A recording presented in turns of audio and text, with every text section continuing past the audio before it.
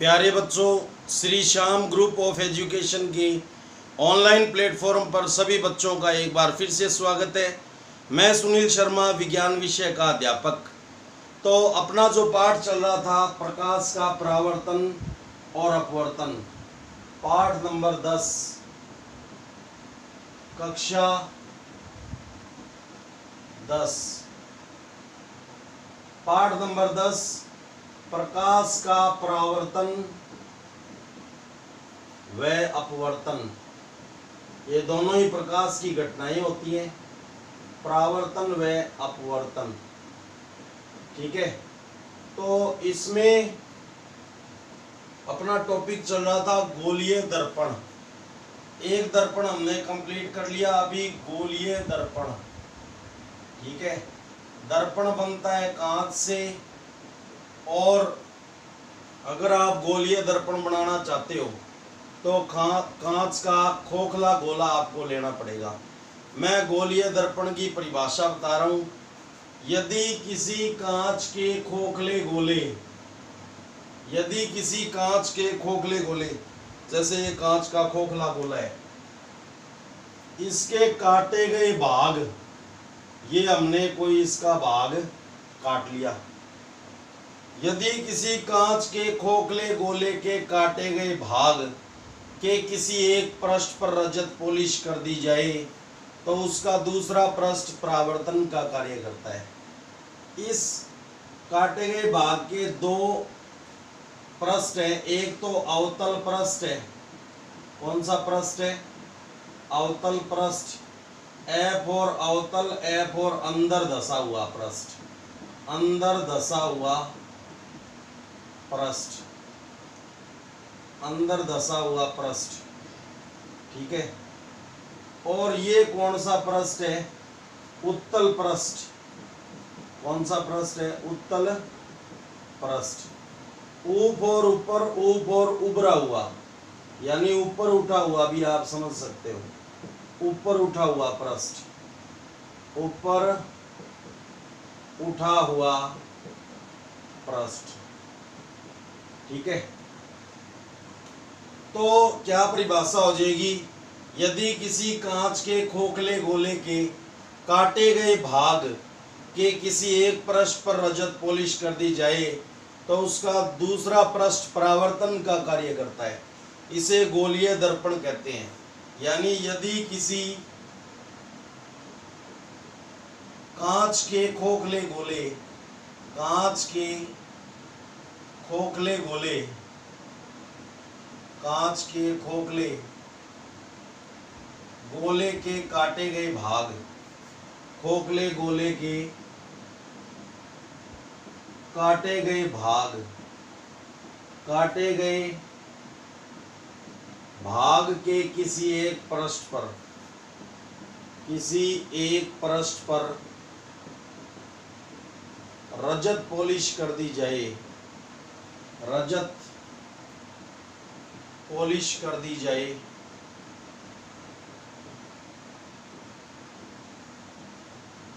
तो उसे गोलीय दर्पण कहते हैं। तो उसका दूसरा पृष्ठ किसका काम करता है? तो उसका दूसरा पृष्ठ परावर्तन का कार्य करता है। दूसरा पृष्ठ परावर्तन का कार्य करता है। उसे क्या कहते हैं? उसे गोलीय दर्पण कहते हैं। यदि कांच के खोखले गोले के काटे गए भाग के किसी एक पृष्ठ पर रजत पॉलिश कर दी जाए तो उसका दूसरा पृष्ठ परावर्तन का कार्य करता है। उसे गोलीय दर्पण कहते हैं। ठीक है, यह मैंने आपको चित्र से भी समझा दिया। अब गोलीय दर्पण बच्चों दो प्रकार के होते हैं। गोलीय दर्पण कितने प्रकार के होते हैं? दो प्रकार के। पहले हम अवतल दर्पण पढ़ेंगे और बाद में हम उत्तल दर्पण पढ़ेंगे। ये आपको अपने माइंड में फिक्स रखना है ताकि ये पाठ 40% के बाद में कंफ्यूज न करे। ठीक है, पहले हम दर्पण कौन सा पढ़ेंगे, अवतल दर्पण, और बाद में कौन सा दर्पण पढ़ेंगे, उत्तल दर्पण, गोलीय दर्पण में। ठीक है, तो देखो गोलीय दर्पण का अवतल दर्पण बनाना है। अवतल दर्पण बनाना है तो उत्तल पृष्ठ पर रजत पॉलिश कर दो। ठीक है, लेकिन पेंट हमेशा दाईं तरफ और बिंब हमेशा बाईं तरफ। पेंट हमेशा दर्पण के पीछे और बिंब हमेशा दर्पण के सामने, यानी दर्पण पर प्रकाश बाईं ओर से आपतित होता है। दर्पण पर प्रकाश कहाँ से आपतित होता है, आता है बाईं ओर से। तो पेंट हमेशा दाईं तरफ और बिंब हमेशा बाईं तरफ, यानी पेंट हमेशा दर्पण के पीछे और बिंब हमेशा दर्पण के सामने। तो अगर अवतल दर्पण बनाना है तो उसके उत्तल पृष्ठ पर रजत पॉलिश कर दो। तो अवतल पृष्ठ यानी अंदर दशा पृष्ठ, अवतल पृष्ठ किसका काम करेगा, परावर्तन का। तो अवतल पृष्ठ क्या हो गया, परावर्तक पृष्ठ हो गया। कौन सा पृष्ठ हो गया, परावर्तक पृष्ठ। ठीक है, और उत्तल पृष्ठ, अब ये नहीं है कि उत्तल दर्पण बनाना है तो यहाँ पे उत्तल पृष्ठ पे पेंट कर दो। पेंट ये आपने गलत कर दिया, ये उत्तल दर्पण नहीं है, क्योंकि पेंट हमेशा दाईं तरफ और बिंब हमेशा बाईं तरफ। तो ये आपका दर्पण गलत हो गया। तो आपको पेंट अवतल पृष्ठ पे करना है तो ऐसे करना होगा। ठीक है, तो ये क्या हो गया, गलत हो गया, और गलत चीज यहाँ पे मिटा देते हैं। तो देखो इसका उत्तल पृष्ठ क्या है, उत्तल पृष्ठ क्या हो गया, परावर्तक पृष्ठ है, यानी परावर्तन का काम करेगा। इसी से परिभाषा उठा देंगे बिल्कुल। अवतल दर्पण की क्या परिभाषा होती है, अवतल दर्पण यदि गोलीय दर्पण की है तो ये दोनों ही गोलीय दर्पण के भाग है, तो दोनों ही गोलीय दर्पण ना। यदि गोलीय दर्पण के उत्तल पृष्ठ पर, अवतल बनाना है उत्तल पे पेंट कर दो, उत्तल पृष्ठ पर रजत पॉलिश कर दी जाए, रजत पॉलिश कर दी जाए,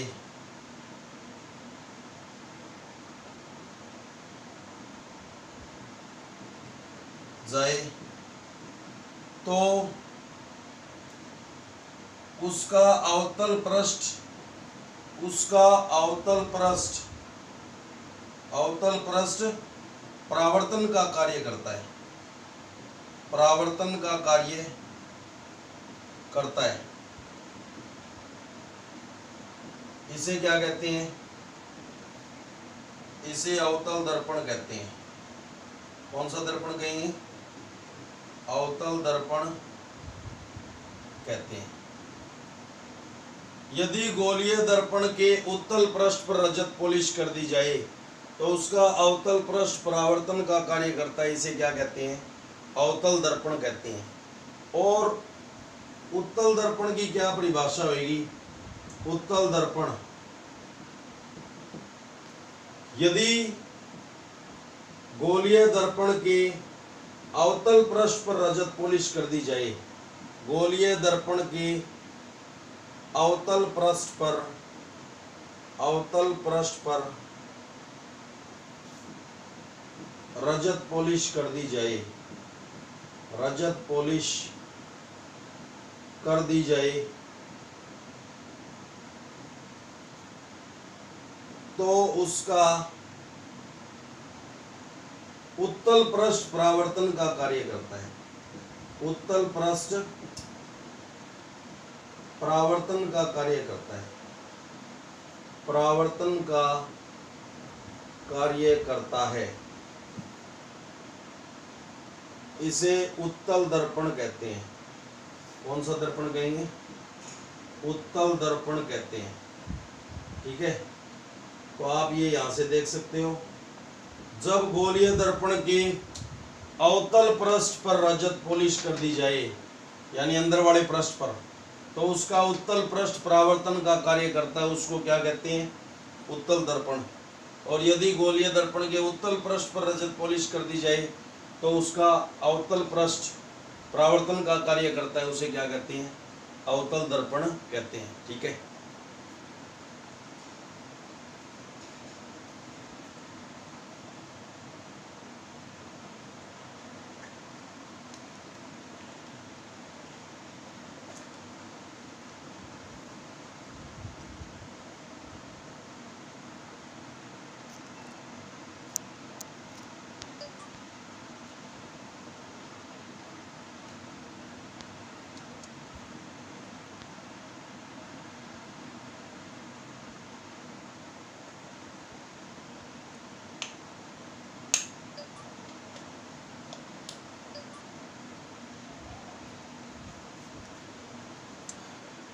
तो ये आपने ध्यान से देख लिया होगा और आपके समझ में भी आ गया होगा।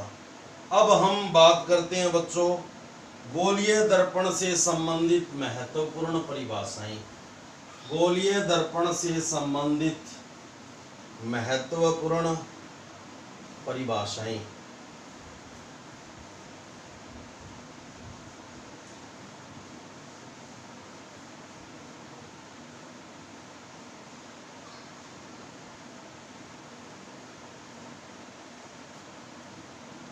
गोलीय दर्पण से संबंधित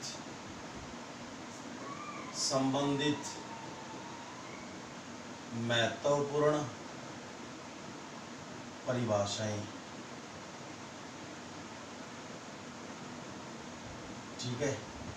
गोलीय दर्पण से संबंधित महत्वपूर्ण परिभाषाओं में सबसे पहले परिभाषा है बच्चों दर्पण का ध्रुव। दर्पण का ध्रुव। ठीक है। P। तो पहले मैं आपको डायग्राम से बता देता हूं। इसको P इसलिए बोलते हैं क्योंकि इसको इंग्लिश में पोल बोलते हैं। तो P4 क्या होता है? पोल ऑफ मिरर, दर्पण का ध्रुव। तो पहले हम कौन सा दर्पण पढ़ेंगे? अवतल दर्पण। अवतल दर्पण बनाना है तो उत्तल पृष्ठ पे रजत पॉलिश कर दो। तो गोलीय दर्पण के परावर्तक पृष्ठ, ये यहां से यहां तक परावर्तित करने वाला पृष्ठ हो गया इधर वाला। तो परावर्तक पृष्ठ के मध्य बिंदु को दर्पण का ध्रुव कहते हैं। और इसको किससे लिखा जाता है? P से। तो ये P क्या है? यहाँ पे दर्पण का ध्रुव। गोलीय दर्पण के परावर्तक पृष्ठ के, ये परावर्तक पृष्ठ है, इसका बीच का बिंदु इतनी दूरी ये, इतनी दूरी ये। तो ये बीच का बिंदु हो गया इस वक्र रेखा का। तो गोलीय दर्पण के परावर्तक पृष्ठ के मध्य बिंदु को दर्पण का क्या कहते हैं? ध्रुव कहते हैं। ये अवतल दर्पण में ध्रुव हो गया। और अब उत्तल दर्पण बनाओ। ये पेंट कर दिया, ये उत्तल दर्पण हो गया। और ये उत्तल दर्पण का परावर्तक पृष्ठ, ये इसका मध्य बिंदु। तो इस बिंदु को क्या कह देंगे? उत्तल दर्पण का ध्रुव, यानी ये दर्पण का क्या हो गया? ध्रुव। ठीक है। तो परिभाषा क्या है? गोलीय दर्पण के परावर्तक पृष्ठ के मध्य बिंदु को, परावर्तक पृष्ठ के मध्य बिंदु को, मध्य बिंदु को क्या कहते हैं? दर्पण का ध्रुव कहते हैं। दर्पण का ध्रुव कहते हैं। ठीक है। गोलीय दर्पण के परावर्तक पृष्ठ के मध्य बिंदु को दर्पण का, अब दूसरी चीज है दर्पण का ध्रुव कहते हैं। दूसरा है वक्रता केंद्र, जिसको C से लिखते हैं। वह वक्रता त्रिज्या, वक्रता त्रिज्या, जिसको R से लिखते हैं, R से। ओके। तो इसको कर्वेचर सेंटर बोलते हैं।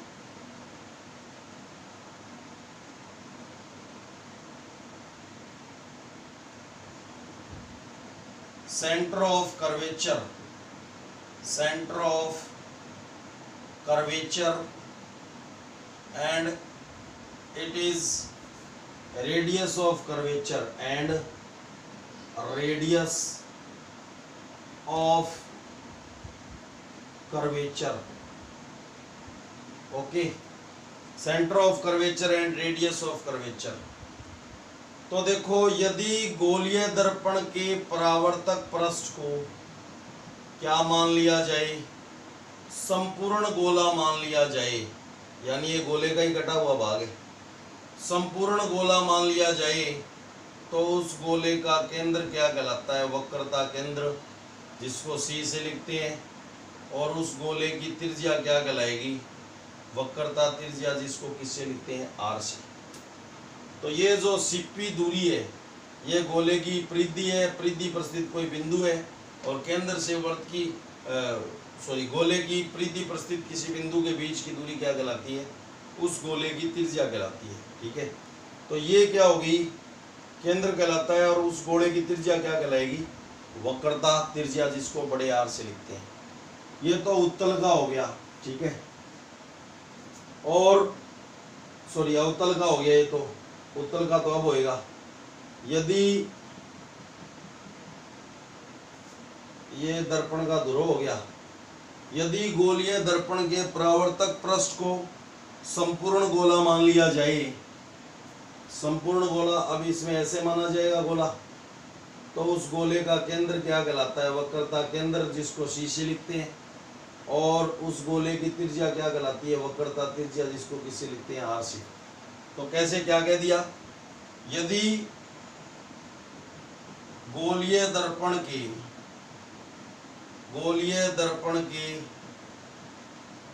परावर्तक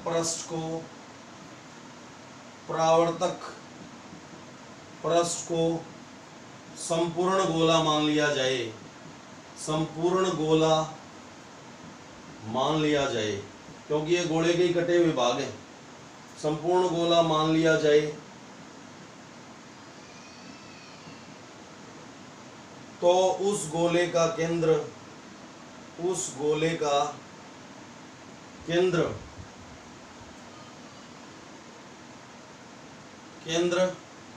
वक्रता केंद्र C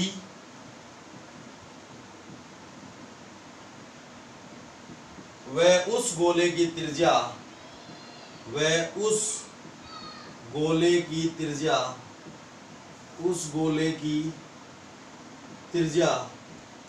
क्या कहलाती है, वक्रता त्रिज्या, जिसको किससे लिखते हैं, R से। R कहते हैं।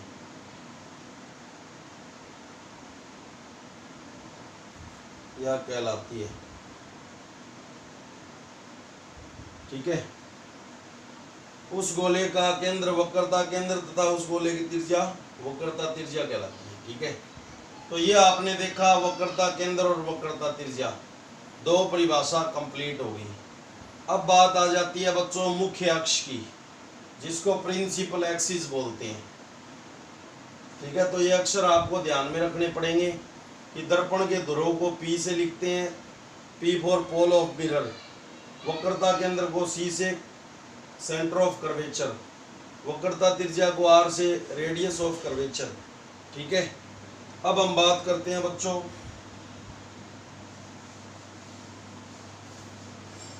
मुख्य अक्ष के बारे में। तीसरी परिभाषा है आपकी मुख्य अक्ष। मुख्य अक्ष के बारे में देखो,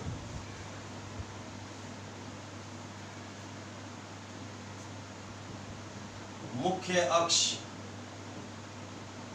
ये एक्स अक्ष की भांति होता है, और जो दर्पण का ध्रुव है वो मूल बिंदु की भांति होता है। ठीक है, तो मुख्य अक्ष किसको कहते हैं, ये अवतल दर्पण, ये दर्पण का ध्रुव, ये वक्रता केंद्र C, ये P। तो परिभाषा बता रहा हूं कि गोलीय दर्पण में वक्रता केंद्र C और दर्पण के ध्रुव P से गुजरने वाली अनंत लंबाई की सरल रेखा जिसके समांतर प्रकाश की किरण दर्पण पर आपतित होती है वो क्या कहलाता है? मुख्य अक्ष कहलाता है। ठीक है।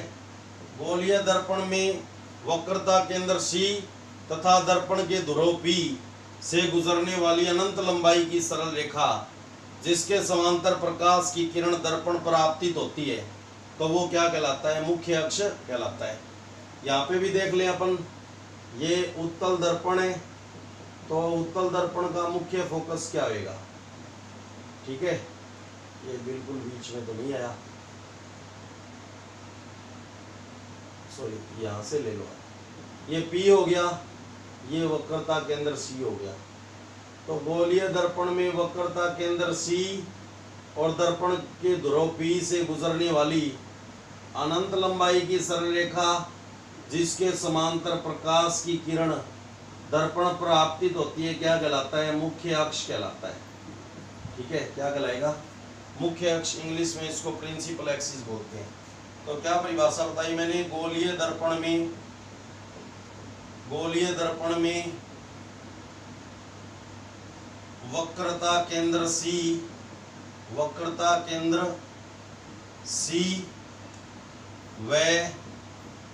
दर्पण के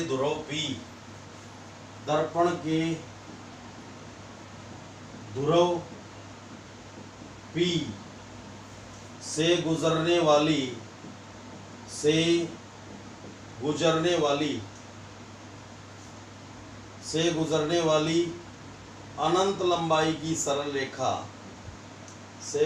वाली अनंत लंबाई की सरल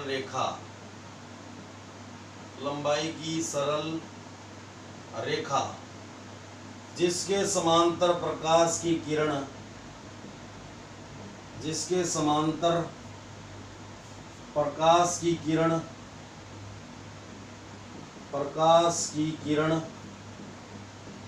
दर्पण पर आपतित होती है, यानी आती है, तो वो क्या कहलाएगी? वो रेखा क्या कहलाएगी? तो वह मुख्य अक्ष कहलाता है। मुख्य अक्ष कहलाता है। ठीक है। उसके बाद है मुख्य फोकस या फोकस बिंदु। मुख्य फोकस यानी फोकस का मतलब ध्यान केंद्रित होना। ठीक है। मुख्य फोकस या इसको फोकस बिंदु भी बोलते हैं। फोकस बिंदु, इसको बड़े एफ से लिखते हैं, कैपिटल एफ से। ठीक है। इंग्लिश में इसको फोकल पॉइंट बोलते हैं, फोकल पॉइंट, इसलिए इसको बड़े एफ से लिखा जाता है। तो देखो इसकी परिभाषा, इसमें उत्तल की और अवतल की अलग अलग परिभाषा हो जाती है। उत्तल दर्पण का मुख्य फोकस अलग होता है, अवतल का मुख्य फोकस की अलग परिभाषा होती है, और हम जो पढ़ रहे हैं गोलीय दर्पण का मुख्य फोकस, उसकी परिभाषा, यानी एक के अंदर तीन परिभाषाएं हैं, बारीकी से अंतर है। तो ये हो गया बच्चों वो अवतल दर्पण, ये दर्पण का के परावर्तक पृष्ठ का मध्य बिंदु, दर्पण का ध्रुव P, ये वक्रता केंद्र C, और ये हो गया मुख्य अक्ष। ठीक है।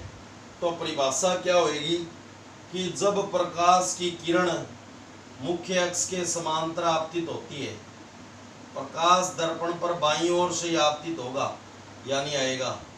प्रकाश की किरण दर्पण पर कहाँ से? बाईं ओर से। तो ये एक ऊपर से और एक नीचे से, ये प्रकाश की किरण मुख्य अक्ष के क्या है? समांतर। तो परावर्तन के बाद ये किरण परावर्तित हुई और ये किरण क्या हुई? परावर्तित हुई। तो परावर्तन के बाद परावर्तित किरण जिस बिंदु पर टकराती हैं, जिस बिंदु पर मिलती हैं, ये तो वास्तव में मिली, ये तो क्या हुआ? वास्तव में मिली है, और उसमें मिलती हुई क्या होती है? प्रतीत होती है। तो वो बिंदु क्या कहलाता है? गोलीय दर्पण का मुख्य फोकस। अब यहाँ पे देखते हैं, ये कौन सा दर्पण हो गया? उत्तल दर्पण। ये दर्पण का ध्रुव P, ये वक्रता केंद्र C, और ये क्या हो गया? मुख्य अक्ष। प्रकाश की किरण दर्पण पर बाईं ओर से आपतित होती है, ठीक है।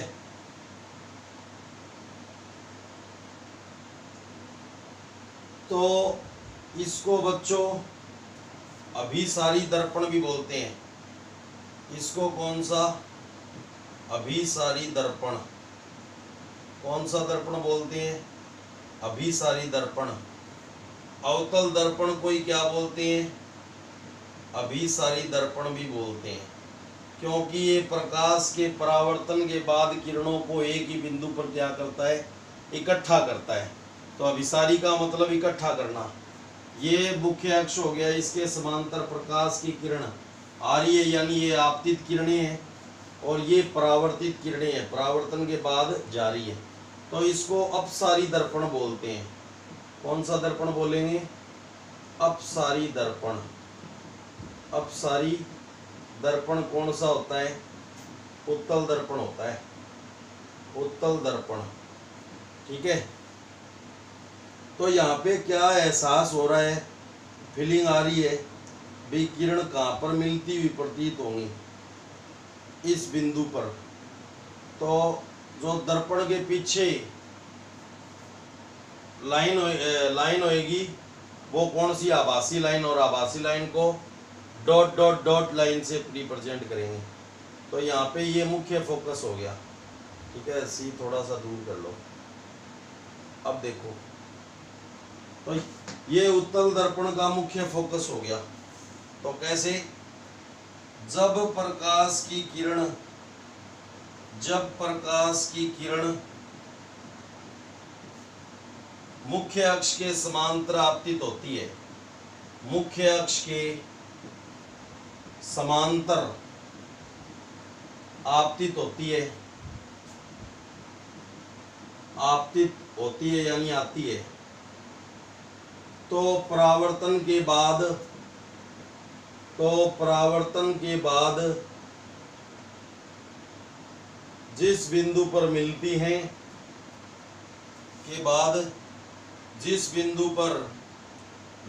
हैं या मिलती हुई प्रतीत होती हैं, प्रतीत वाली line co dot dot dot line से, ठीक है। तो परावर्तन के बाद जिस बिंदु पर मिलती हैं, यानी वास्तव में तो वास्तविक लाइन को डार्क लाइन से और आभासी line co dot dot dot line से, ठीक है। मिलती हैं या मिलती हुई प्रतीत होती है,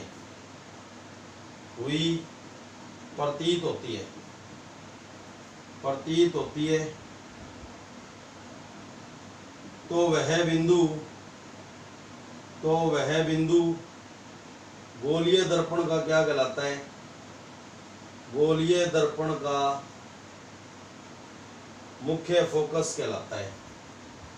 मुख्य फोकस या फोकस बिंदु एक ही बात है, या फोकस बिंदु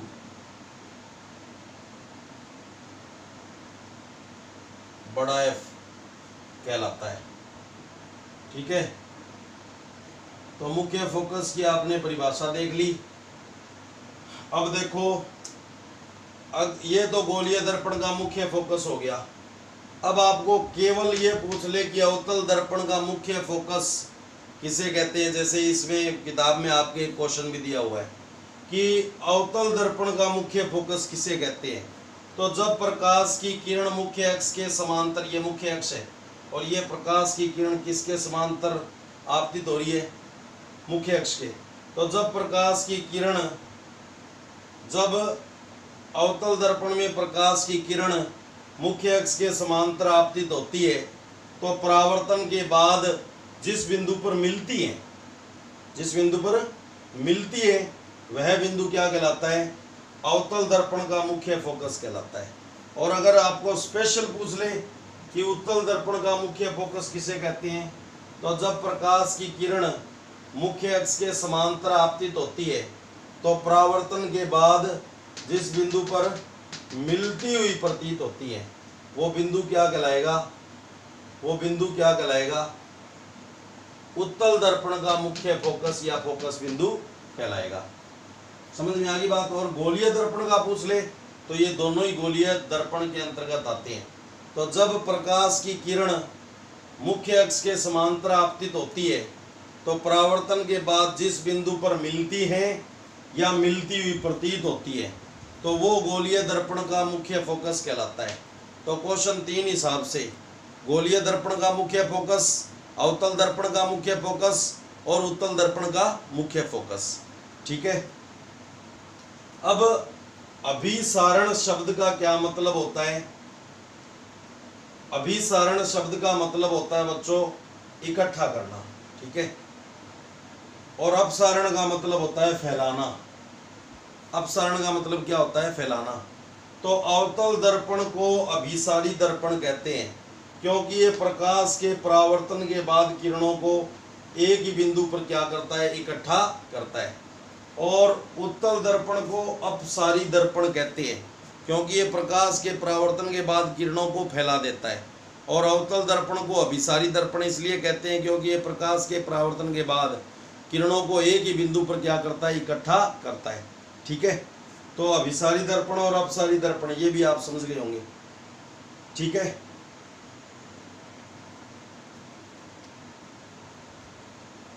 तो अब हम बात करते हैं बच्चों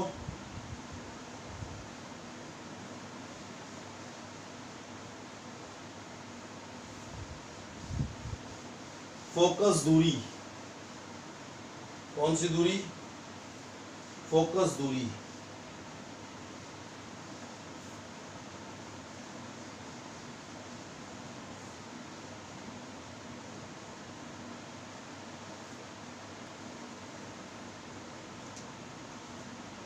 फोकस दूरी। ठीक है। आपको हमने बताया कितने नंबर पॉइंट आ गए? ये ध्रुव, वक्रता केंद्र, वक्रता त्रिज्या, मुख्य अक्ष, मुख्य फोकस, ये 5वां पॉइंट आ गया। फोकस दूरी जिसको छोटे एफ से लिखते हैं और इसको इंग्लिश में फोकल लेंथ कहते हैं। क्या कहते हैं? Focal length. ठीक है। तो देखो ये अवतल दर्पण है। ठीक है। और ये पोल हो गया, ये वक्रता केंद्र हो गया सी, ये मुख्य अक्ष हो गया। ठीक है। और ये हो गया मुख्य फोकस, आपतित परावर्तित, और एक किरण नीचे से आपतित हो रही है, आपतित हो रही है, और ये परावर्तित हो रही है। तो ये क्या हो गया? मुख्य फोकस F। तो ये जो F और P के बीच की दूरी है ना, गोलीय दर्पण में मुख्य फोकस F और दर्पण के ध्रुव P के बीच की दूरी क्या कहलाती है? मुख्य फोकस कहलाती है। इसको F से लिखते हैं। बाद में वैज्ञानिकों ने मापा ये CF, सेंटर से मुख्य फोकस के बीच की दूरी भी इस फोकस दूरी के इक्वली होती है, तो इसको भी अपन F कह दें। और ये टोटल दूरी क्या होती है? टोटल दूरी वक्रता त्रिज्या भी है। तो F और F कितना F हो गया? 2F। और ये किसके इक्वल भी है? R के इक्वल भी है। ये किसके इक्वल है? R के इक्वल भी है। तो R और वक्रता त्रिज्या में और फोकस दूरी में क्या संबंध होता है? फोकस दूरी वक्रता त्रिज्या की क्या होती है? दुगनी होती है। वक्रता त्रिज्या की आधी होगी और वक्रता त्रिज्या फोकस दूरी की दुगनी होती है। ठीक है। तो उत्तल दर्पण में फोकस दूरी देखते हैं। फोकस दूरी तो सेम ही रहेगी। ये दर्पण का ध्रुव हो गया, ये मुख्य अक्ष हो गया, ये वक्रता केंद्र हो गया, ये प्रकाश की किरण मुख्य अक्ष के समांतर आपतित हुई, परावर्तित हुई, आपतित हुई और परावर्तित हुई, आने वाली, ये जाने वाली। तो ये क्या हो गया? ये बिंदु ये हो गया मुख्य फोकस, ये बिंदु क्या हो गया, मुख्य फोकस। ठीक है, तो ये दूरी क्या कहलाएगी, मुख्य फोकस और दर्पण के ध्रुव के पी के बीच की दूरी, मुख्य फोकस फोकस दूरी। और ये दूरी भी सेम होती है, तो ये भी क्या है, फोकस दूरी। ये टोटल दूरी वक्रता त्रिज्या हो गई r बराबर 2f। ठीक है, तो गोलीय दर्पण में फोकस दूरी की परिभाषा, गोलीय दर्पण में मुख्य फोकस f, कौन सा, बड़ा f, वह दर्पण के ध्रुव p, वह दर्पण के ध्रुव p के बीच की दूरी क्या कहलाती है, फोकस दूरी स्मॉल f कहलाती है, फोकस दूरी स्मॉल f कहलाती है। तो दर्पण में सभी दूरियां ध्रुव से ही मापी जाती हैं, यानी दर्पण का ध्रुव मूल बिंदु का काम करता है। सभी दूरियां दर्पण में कहाँ से मापी जाती है, दर्पण के ध्रुव से ही मापी जाती है।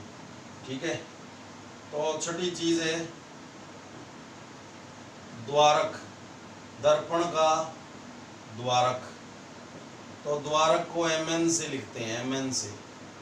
ठीक है, गोलीय दर्पण में परावर्तक पृष्ठ की वक्राकार परिसीमा को दर्पण का द्वारक कहते हैं। ठीक है, गोलीय दर्पण में परावर्तक पृष्ठ की वक्राकार परिसीमा को दर्पण का क्या कहते हैं, द्वारक। इसे mn से लिखते हैं। तो गोलीय दर्पण में परावर्तक पृष्ठ की वक्राकार परिसीमा को दर्पण का द्वारक कहते हैं। परिसीमा को दर्पण का क्या कहते हैं, द्वारक कहते हैं। इसे mn से लिखा जाता है। इसे किससे लिखा जाता है, mn से लिखा जाता है। ठीक है, तो ये 6 परिभाषाएं मैंने आपको अलग अलग हिसाब से बता दी। अब मैं नेक्स्ट वीडियो के अंदर इनका एक कंबाइंड चित्र बनाऊंगा, एक अवतल का और एक उत्तल का। तो उस कंबाइंड चित्र से भी ये 6 की 6 परिभाषाएं आपको दोबारा बताई जाएंगी। तो इनको आप अलग अलग परिभाषाएं जो है अलग अलग आप इनको अच्छे से स्टडी करोगे। धन्यवाद।